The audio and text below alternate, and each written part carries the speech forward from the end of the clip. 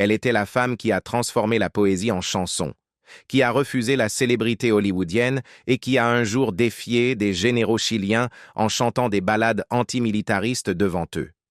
Juliette Gréco a vécu l'occupation nazie, est tombée amoureuse de Miles Davis à une époque où les relations interraciales étaient interdites et a élevé une fille qu'elle a plus tard enterrée dans le silence. Elle n'était pas seulement la muse de l'existentialisme, elle en était l'âme en mouvement. Ce n'est pas seulement l'histoire d'une chanteuse, c'est l'histoire de la guerre, de l'exil, du chagrin et de l'art comme moyen de survie. Et ce qui s'est joué derrière le rideau de velours de la vie de Juliette Gréco est peut-être plus inoubliable encore que les chansons qu'elle a laissées derrière elle. La fille qui n'était pas désirée.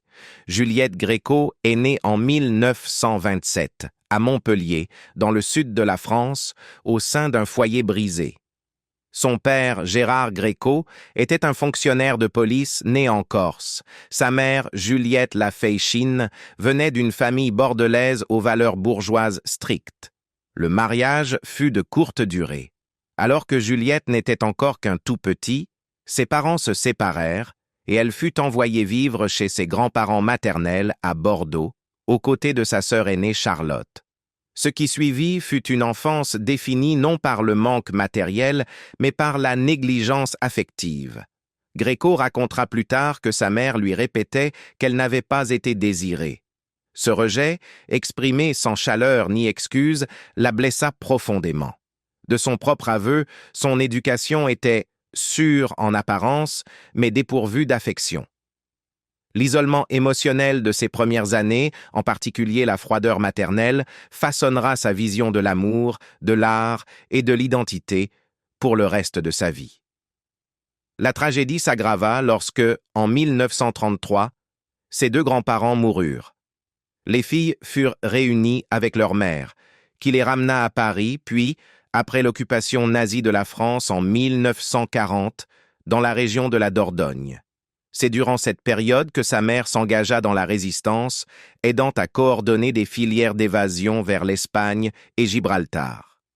Juliette, encore adolescente, poursuivait sa scolarité dans un couvent à Montauban, tandis que le climat politique autour d'elle devenait de plus en plus dangereux. En 1943, la vie de la famille s'effondra. La mère de Juliette et sa sœur furent arrêtées par la Gestapo en raison de leurs activités de résistance. Toutes deux furent déportées au camp de concentration de Ravensbrück, où elles restèrent jusqu'à la libération du camp en 1945. Juliette elle-même fut arrêtée peu après à Paris, avec sa sœur, devant un café de la place de la Madeleine. Elle fut interrogée, battue et emprisonnée à la prison de Fresnes. La Gestapo pensait qu'elle transportait des informations ou des documents. Profitant d'un bref moment de solitude, elle parvint à détruire les papiers que sa sœur lui avait confiés pour les mettre en sécurité. Elle fut finalement relâchée en raison de son jeune âge, mais l'expérience laissa des cicatrices psychologiques profondes. Dans ses écrits et ses entretiens ultérieurs, elle décrivit cet épisode comme la rupture définitive de ses dernières illusions concernant la sécurité, la famille ou la justice. À sa sortie, elle quitta seule les bureaux de la Gestapo, avec un ticket de métro en poche et nulle part où aller. Elle n'avait que 16 ans. Sans famille et sans argent, elle se tourna vers la seule adulte qu'elle connaissait encore à Paris, son ancienne professeure de français, Hélène Duc. Duc l'accueillit, lui offrant un lit, de la nourriture et la dignité élémentaire dont elle avait été privée. Elle fut logée au 20 rue Servandoni, à quelques pas de Saint-Germain-des-Prés, le quartier de la rive gauche qui deviendrait synonyme de l'intellectualisme français d'après-guerre. Elle arriva sans rien. Pas de vêtements corrects, pas de chaussures à elle.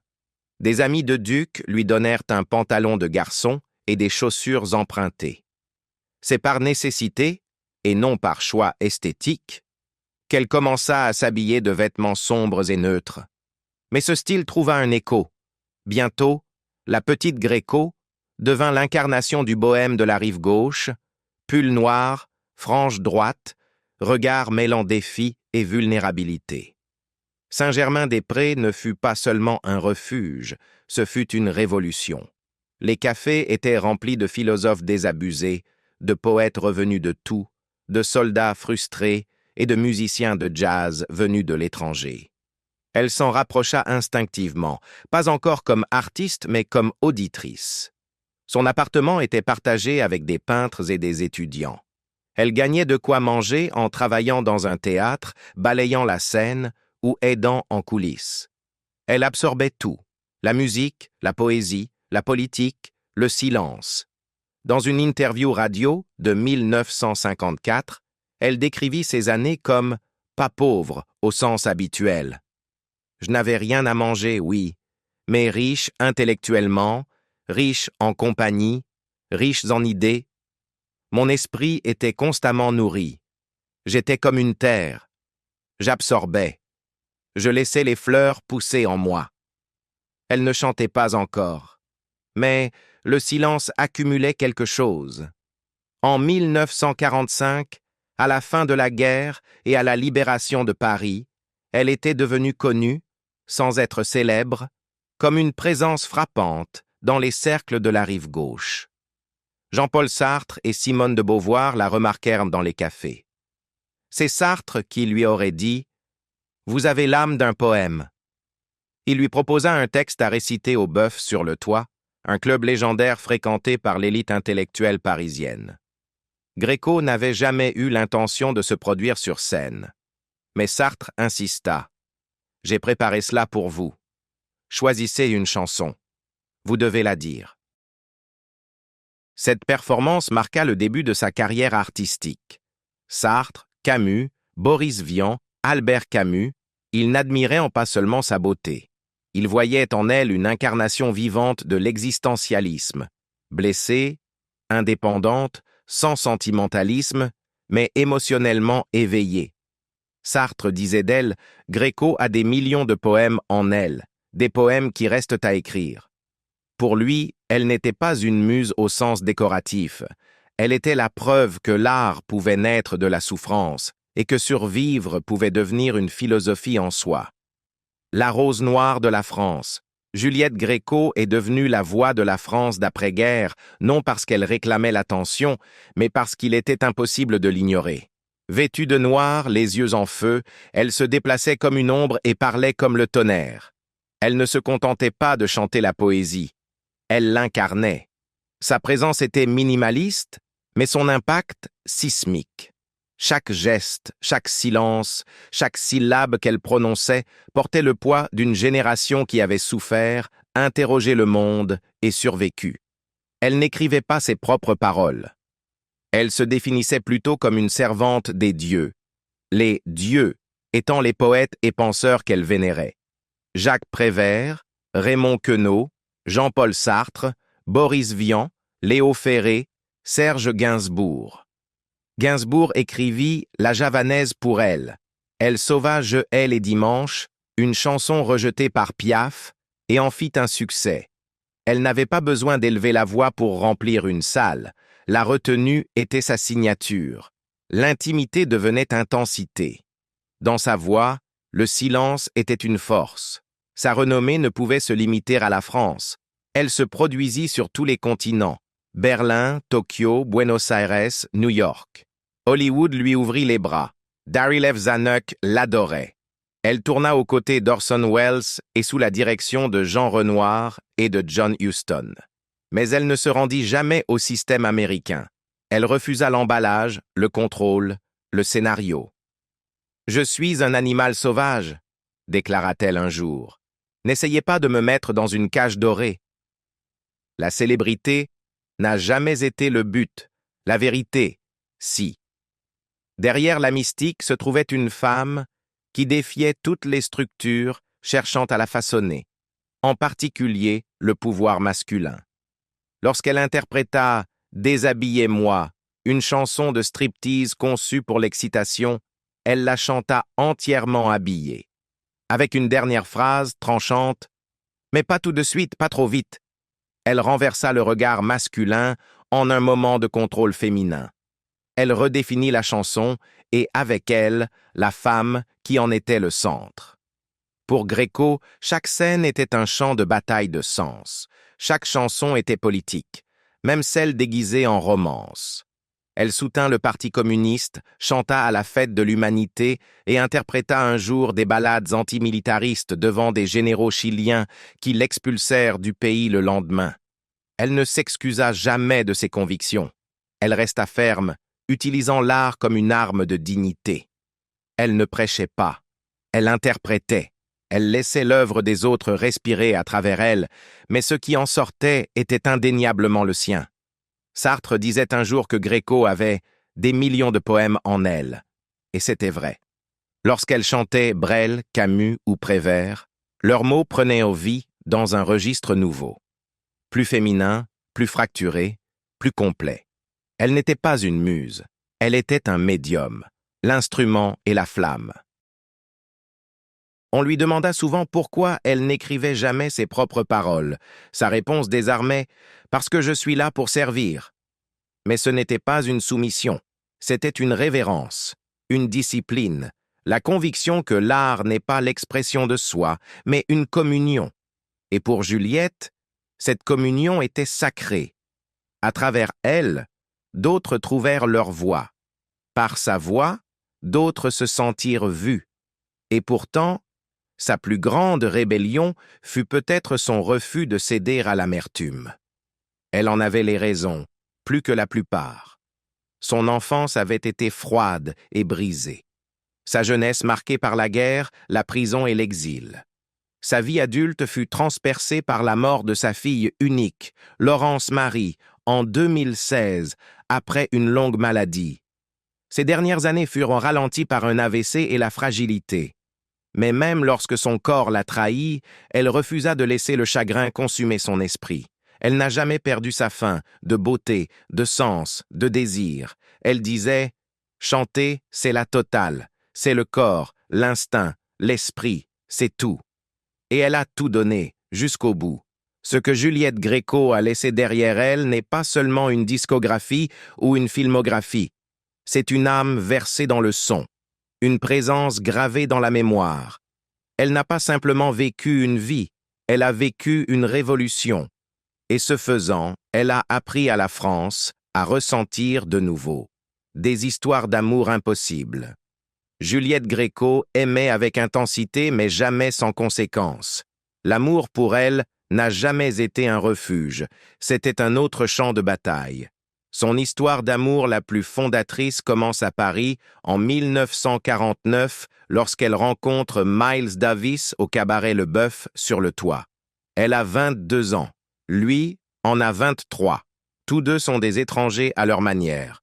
Elle, orpheline, marquée par la guerre et l'occupation. Lui, musicien noir américain découvrant pour la première fois la liberté dans l'Europe de l'après-guerre.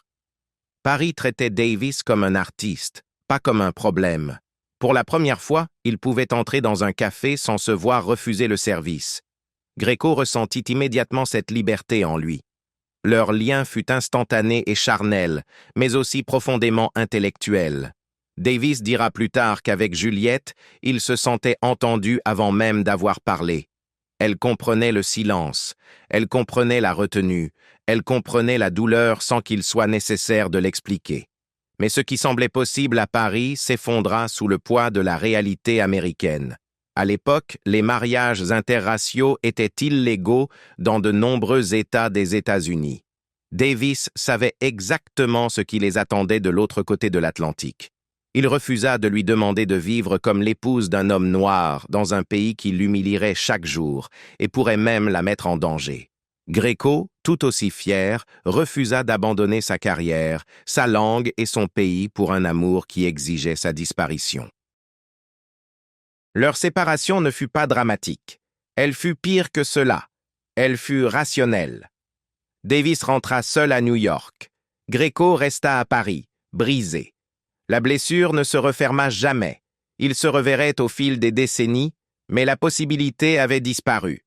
Lorsque Davis se mourait en 1991, il demanda à la voir une dernière fois.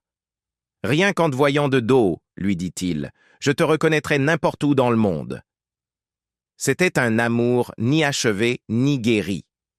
et il marqua sa vie émotionnelle bien plus que n'importe quel mariage. Le mariage, pour Gréco, n'a jamais été une protection. Son premier mariage fut avec Philippe Lemaire en 1953. Ils se rencontrèrent en travaillant dans le cinéma, à un moment où l'image publique de Gréco s'élargissait rapidement, tandis que sa vie privée restait instable. Lemaire était beau, couronné de succès et socialement compatible, mais la relation fut fragile presque dès le départ. Gréco décrivit plus tard ce mariage comme précipité et émotionnellement déséquilibré. Il se termina par un divorce en 1956, après seulement 3 ans.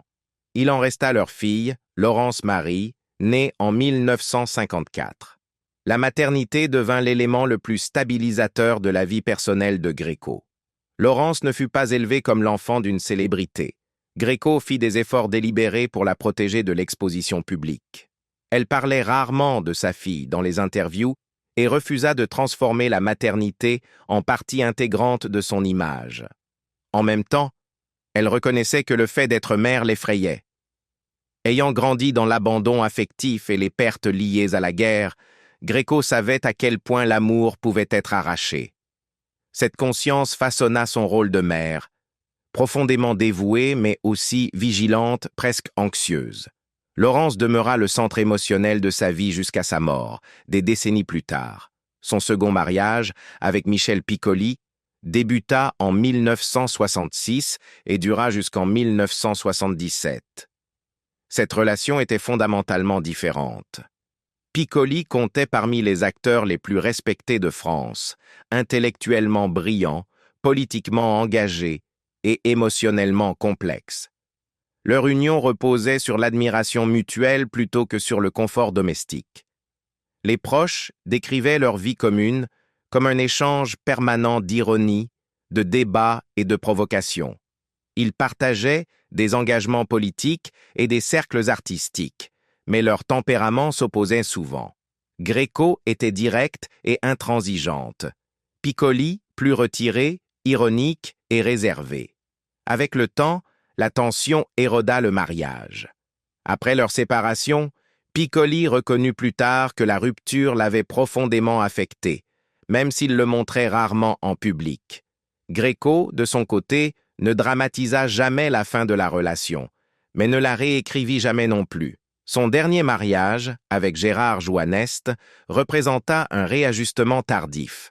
Joannest, surtout connu comme le compositeur et pianiste de longue date de Jacques Brel, faisait déjà partie de la vie professionnelle de Gréco depuis des années avant qu'ils ne deviennent un couple. Leur relation se développa lentement, ancrée dans le travail partagé plutôt que dans l'urgence romantique.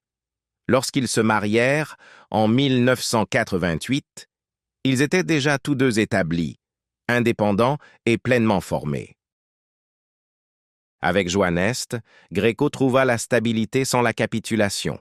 Il l'accompagnait sur scène, structurait ses spectacles et lui offrait une présence constante hors scène. Leur mariage dura jusqu'à la mort de Joannest en 2018. Mais la perte la plus dévastatrice de la vie de Juliette Gréco ne fut pas celle d'un amant. Ce fut celle de son enfant. En 2016, Gréco subit 2 ruptures irréversibles la même année. La première fut privée et absolue. Sa fille unique, Laurence Marie Lemaire, mourut après un long combat contre le cancer à l'âge de 62 ans. Laurence n'était pas une figure publique. Elle travaillait dans l'ombre comme script superviseuse et vivait largement en dehors des projecteurs. Gréco choisit de ne pas annoncer la mort de sa fille à l'époque.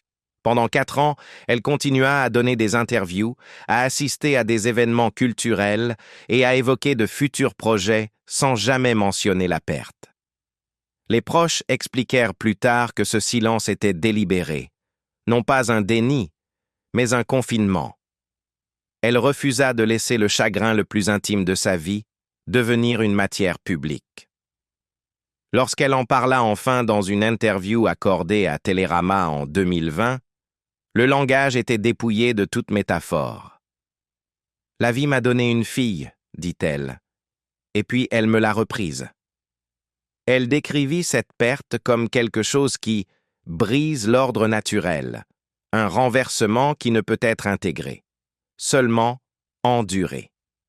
Les amis notèrent qu'après la mort de Laurence, Gréco devint plus retirée, plus prudente dans la conversation, et visiblement moins animée lorsqu'elle parlait de l'avenir. Le centre émotionnel qui l'avait ancrée pendant des décennies avait disparu. La seconde rupture suivit presque immédiatement.